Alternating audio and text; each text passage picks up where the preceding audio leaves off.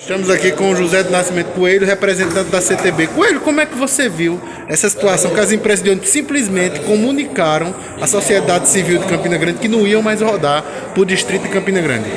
Primeiro, eu entendo como uma falta de respeito à sociedade e aos usuários, né? Mesmo tendo uma determinação judicial, as empresas insistirem em respeitar não a sociedade, como a própria justiça, enfrentar a própria justiça. É lamentável.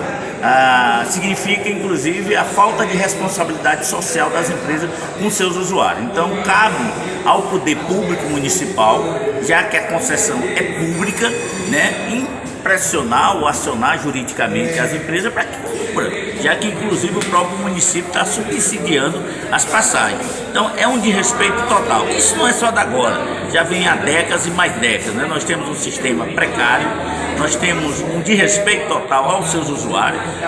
O sistema de Campina Grande precisa ter uma alteração substancial em relação a todo esse nosso sistema de transporte público em Campina Grande. Coelho, como é que você vê essa questão? O governo municipal e o legislativo são coniventes com essa situação, Coelho? Ora, em parte sim.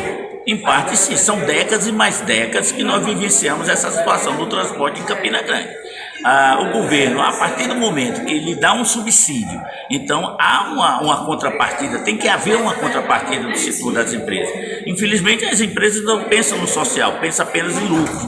Então a responsabilidade social depende também do poder público.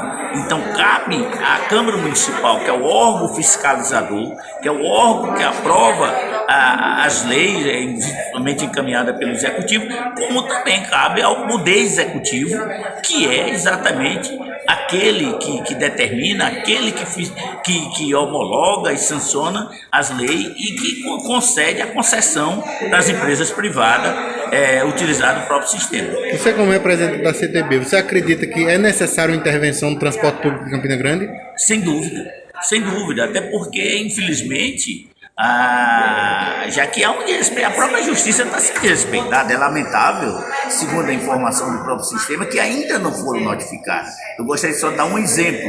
Há uns anos atrás, quando o comércio não poderia funcionar aos domingos, eu fui notificado 10 horas da noite em casa, para que o comércio viesse a abrir o domingo, porque um shopping gostaria de abrir e eu fui notificado pela própria justiça às 10 horas da tarde. Então, não sei por que até o momento essas empresas não foram notificadas para cumprir o que determina a justiça, sob pena de multa de R$20 mil. A população de Campina Grande também vem sofrendo, além do mais, com relação ao transporte coletivo. Imagina uma cidade com 500 mil habitantes, chega domingo, meio-dia, para tudo, as pessoas deixam de visitar os lugares, ir para a igreja, por exemplo, seja católica, evangélica, qualquer lugar, elas não estão fazendo mais isso. Aí os aplicativos aumentam o valor, né, porque a demanda é muito grande, e a população ficou ilhada, quando não é mais para ficar ilhada. Não só a população de Campina, mas a população dos distritos. Nós temos distrito como São José da Mata, que tem quase 10 mil habitantes. Nós temos o distrito de Galante, que tem 18 mil habitantes. Então essas pessoas ficam sem ter um social, as pessoas ficam sem ter uma vida social. As pessoas não podem ir à sua igreja, não podem ir ao seu culto, não podem visitar um parente. Os próprios trabalhadores no domingo ficam impedidos de trabalhar porque infelizmente não tem transporte para servir, não só os domingos, mas como nos feriados, como também durante a noite também, porque nós temos um comércio que funciona até às 22 horas. Não significa que o trabalhador sai às 22 horas, encerra o expediente dele às 22 horas, mas geralmente ele sai lá para as 23 horas. E esses trabalhadores ficam a mercê, né, dependendo do transporte público, já que as empresas têm a obrigação de fazer a concessão do Vale Transporte, e o Vale Transporte ele tem um fim, é para que os trabalhadores utilizem casa, trabalho casa e vice-versa.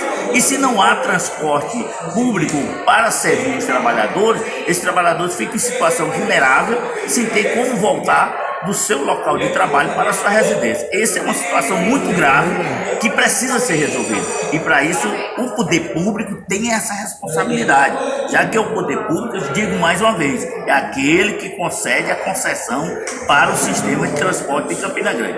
Uma questão que eu tenho frisado também, nós precisamos alterar e fazer uma nova composição no Conselho Municipal de Transporte. O Conselho Municipal de Transporte ele foi instituído em 1989, com uma composição hoje com 15 membros, já que incluíram o sistema de mototáxi, mas é um conselho que não tem a sua composição representativa. É um conselho que não representa mais, evidentemente, a sociedade, até porque o município ele tem a maioria no seu próprio conselho. O conselho deixou de ser deliberativo para ser consultivo. O conselho não tem representação, por exemplo, dos trabalhadores, do estudante secundarista, não há uma representação ampla também da sociedade. Inclusive, por exemplo, a FIEP representa no Conselho desde 89. Por que também a FEComércio não tem a sua representação, que é o setor do comércio? Por que os trabalhadores não têm a sua representação? Hoje quem representa os trabalhadores é o setor rural. Hoje quem depende mais de ônibus são os trabalhadores do setor